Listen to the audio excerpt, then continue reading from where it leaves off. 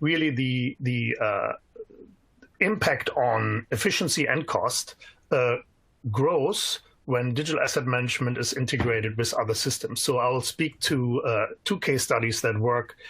Digital asset management works in conjunction with some other tools, and I'll speak about that in a minute. What I want to highlight here is a bit different view on where costs come from, right, and how costs can be saved, right? There was the reusability, right? So reshooting or redoing assets, right, is costly.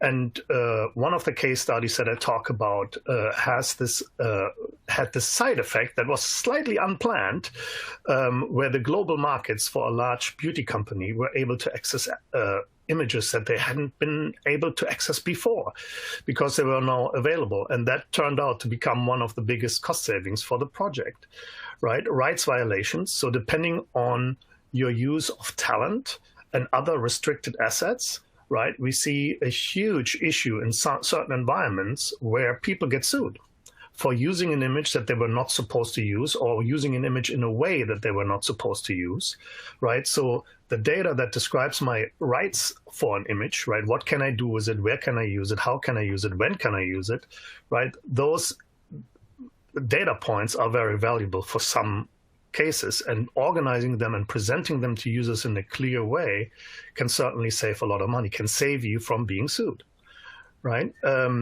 Compliance violations, similar, right? So this goes more to organizing workflows, making sure that everything that I put out in the specific format that I put it out is actually compliant.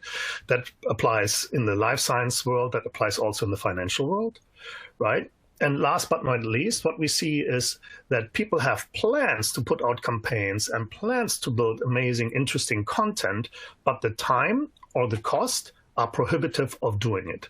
So the ROI that is planned simply does not come through, right? And what digital asset management, just exactly like Georgi described earlier, can do is we have a much faster time to market, and we have more richer material available to drive our campaigns and can more likely meet our goals, right? But last but not least, management and labor overhead are tremendous costs, right?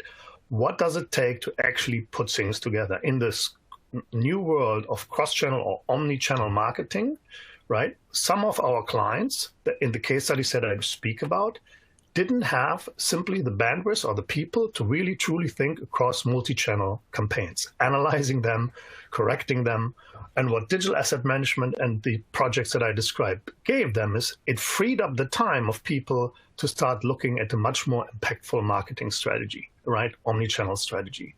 So the resources that were before used to simply find assets could do much higher value work.